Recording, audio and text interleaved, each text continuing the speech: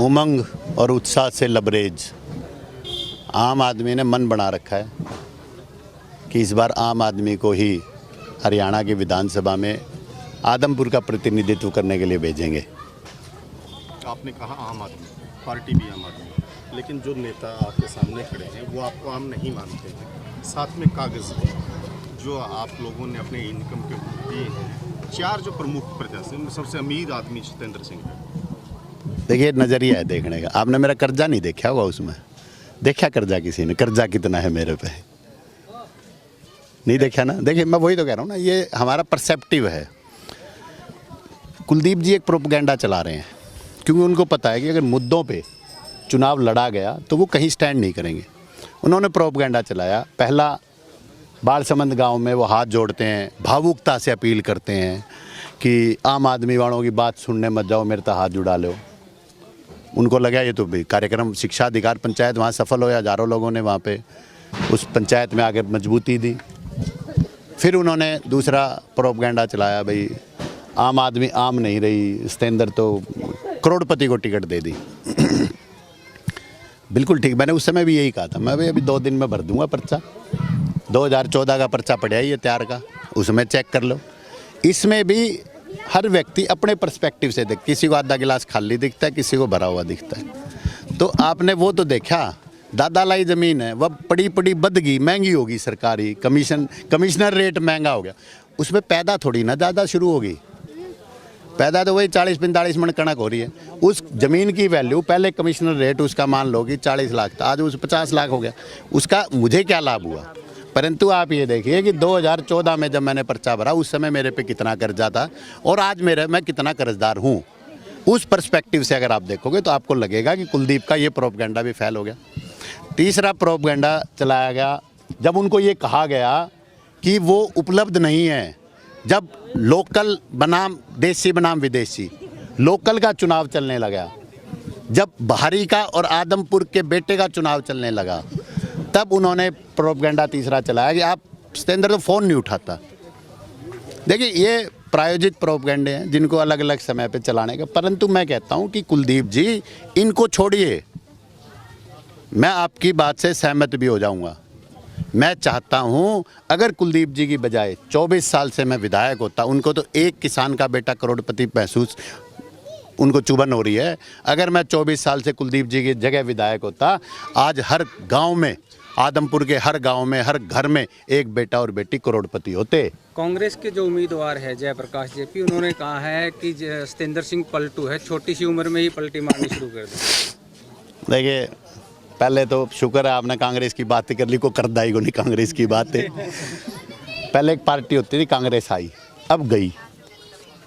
और पूरा सवाल जो था वो ये था कि पत्रकार साथी ने जयप्रकाश जी से पूछा था कि भाई सत्येंद्र ये कह रहा है कि जयप्रकाश जी 13 साल बाद कांग्रेस की तो भाई 13 साल बाद तो आए हैं ना जयप्रकाश जी, मैं झूठ तो नहीं बोल रहा। लोकदल, जनता दल, हरियाणा विकास पार्टी, हरियाणा गण परिषद, कांग्रेस, निर्दलीय, फिर कांग्रेस, फिर पता नहीं, फिर पता नहीं। किसको कह रहे हैं? पलटू राम की संज्ञा क्या है? 8-9 पार्टियां हमारे माननीय जयप्रकाश जी बदल चुके हैं। मुझे समझ में नहीं आ रहा है बौखलाहट क्यों है इन नेताओं के।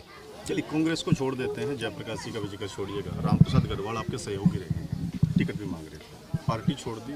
आरोप लगाया कि ऐसे आदमी को पार्टी दी है जिसने करोड़ों रुपए दिए हैं, 50 लाख की गाड़ी में आता है, शहर में रहता है, बड़ी बड़ी कोठियाँ हैं। चलो एक काम कर लो भाई, मैं तो एक काम, यह गाड़ी खड़ी मेरी, ये गाड़ी खड़ी मेरी, इसके 50 लाख रुपये दे दो, गाड़ी ले जाओ। 40 दे दो, 30 दे दो, 20 दे दो, 10 लाख दे दो। वो 50 लाख की मैं 10 लाख में देना चाह रहा हूँ, मैंने दे दो भाई। राम प्रसाद जी से दिलवा दो 10 लाख रुपये। अरे असल में क्या है भाई साहब, असल में क्या है कि जो व्यक्ति जिस वातावरण में रह रहा है, एक कहावत है, सावन के अंधे को हरा ही हरा दिखता है। अब राम प्रसाद जी के लिए मैं क्या कहूँ, अब उनको पता नहीं, उन्होंने मेरे ख्याल में हो सकता है नाम गलत ले लिया, बात कुलदीप जी की कर रहे होंगे वो। बीजेपी कह रही है कि जब आम आदमी पार्टी को हार दिखाई देने लगी तब वो नॉमिनेशन के छोटे हथकंडे अपना रहे हैं। वो कह रहे हैं कि इसमें नॉमिनेशन में सही नहीं भरा गया, केस छुपाए गए हैं। चलो, भारतीय जनता पार्टी का धन्यवाद, उन्होंने हमें अपना कंपटीटर तो मान लिया। काल ताई तो नू कहा करते बोले आम आदमी का कुछ है ही नहीं। हमारे राष्ट्रीय सलाहकार अनुराग जी ने कहा था बालसमंद शिक्षा अधिकार पंचायत में कि 1 महीना हुआ है, 1 महीना भी नहीं हुआ। 7 तारीख को अरविंद केजरीवाल जी राष्ट्रीय संयोजक हिसार और 8 तारीख को आदमपुर आए थे और 2 तारीख को पंचायत थी। उससे पहले तो कुलदीप जी हाथ जोड़ चुके थे, तब क्लियर कट कहा गया था अभी हाथ जोड़े हैं, पैर भी पकड़ने पड़ेंगे। आदमपुर के जागरूक मतदाताओं के झुक के अपने किए हुए कामों की, इनके भ्रम को जो बहकाने का, जो छलावे का जो काम किया, कुलदीप जी ने जो 24 साल से भरमाने का जो काम किया, उसके लिए माफ़ी भी मांगनी पड़ेगी। आम आदमी की ताकत को समझना होगा लोकतंत्र में। ऐसा नहीं होगा कि जैसे मन में आया वो स्कूल बंद कर दिया, मन में आया खोल दिया। मैं पूछना चाहता हूँ, अगर ढाणी मोहब्बतपुर का स्कूल जो खोला गया, जिसकी मिठाई बांटी गई, फूल माला पहनाई गई, सलाम करता हूँ मैं ढाणी मोहब्बतपुर के हर निवासी का जिन्होंने अपने संघर्ष के बल पर उस स्कूल को खुलवाने का काम किया। अगर वो स्कूल खुला है तो बंद गलत हुआ था। कुलदीप जी से मैं मार्मिक अपील करता हूं कि जो 2 महीने बेटे और बेटी मोहब्बतपुर के धूप में ठंड में वहाँ बैठे रहे, जिस अधिकारी ने जिस नेता को स्कूल को बंद करने का काम किया, उस पर कड़ी से कड़ी कार्रवाई करके उन बच्चों को न्याय दिलवाने का काम करें। आदमपुर में जाता है सर कि हर रोज एक लिस्ट आती है, प्रेस नोट आता है, आम आदमी पार्टी के फला फला पदाधिकारी पार्टी छोड़ गए हैं, इतने सक्रिय कार्यकर्ता इतने सालों से थे वो छोड़ गए, क्या हो? जैसे कि कुछ नाम बताइए, चर्चा करते हैं। चलो 2 3 4 5, चलो 5 नाम। आप भी पढ़ते हैं भाई मैं तो 5 नाम पूछ रहा हूँ जी। मैं तो, आप कह रहे हो इतने छोड़ गए, मैं तो 5 नाम पूछ रहा हूँ। मैं तो ज़्यादा पूछ ही नहीं रहा। राम प्रसाद गढ़वाल जी, बाबू राम ने छोड़ दी है। सवाल का मैं बताता हूँ। राम प्रसाद गढ़वाल जी को पार्टी निष्कासित कर चुकी थी।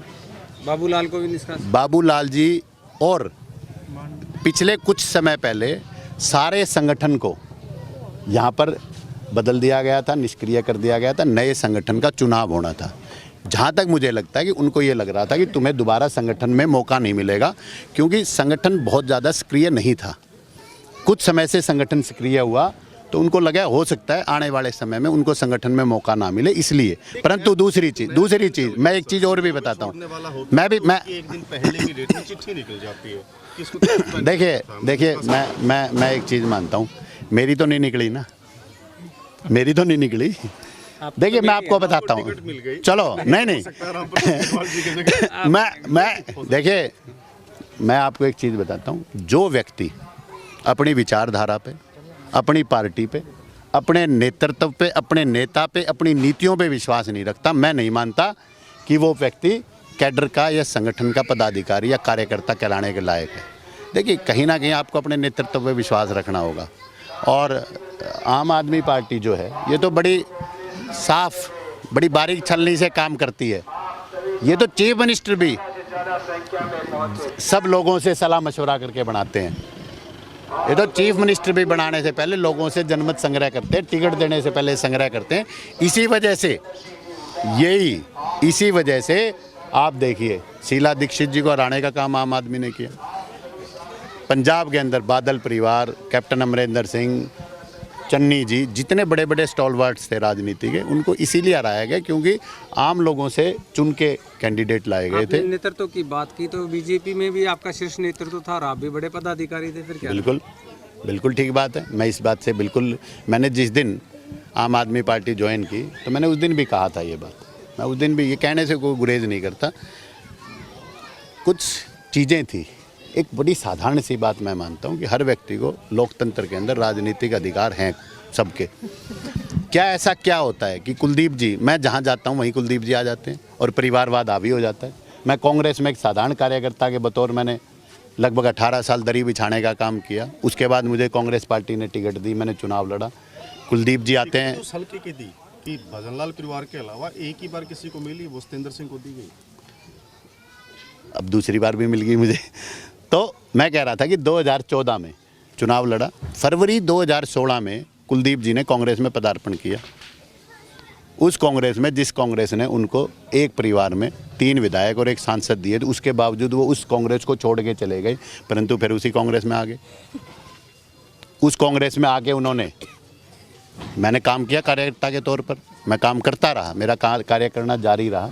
परंतु जब मुझे लगा कि यहाँ पर परिवारवाद 2019 के लोकसभा चुनाव में उन्होंने अपने बेटे को टिकट दिलवाने का काम किया, जिनके पास कोई भी राजनीतिक अनुभव नहीं था, उनको संगठन का अनुभव नहीं था, उनको टिकट दिलाई, तो मुझे लगा कि यहाँ पर भी एक आम परिवार के बच्चे का कोई काम नहीं है। मैंने भारतीय जनता पार्टी बहुत अपेक्षाओं के साथ, आशाओं के साथ करी, परंतु वहाँ जाके आप देखना चाहें तो मेरा फेसबुक हैंडल देख सकते हैं। 20 सितंबर 2020 को जब किसानों पे पीपली में लाठीचार्ज हुआ, मैं पहला व्यक्ति था जिसने उसके खिलाफ आवाज़ उठाई। मैंने कहा कि किसानों पे जिन लोगों ने लाठी मारी उनकी उचित जांच और दोषी के खिलाफ कार्रवाई।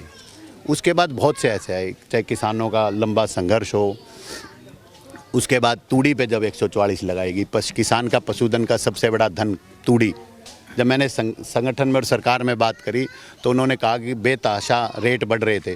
मैंने कहा रेट तो 400 का सिलेंडर 1200 का हो गया, 50 रुपये का डीजल 100 का हो गया, 70 का पेट्रोल पार हो रहा है, सीमेंट के सरिये की वृद्धि सब में हुई, 144 किसी पे नहीं लगाई, किसान के प्रति क्यों लगाई गई। और सबसे प्रमुख मुद्दा जिसने मुझे अंदर तक हिला दिया, आदमपुर विधानसभा क्षेत्रों में स्कूलों को बंद करने का एक सबसे बड़ा मुद्दा था, जब मुझे लगा कि अब तो यहाँ नहीं चल सकता मामला।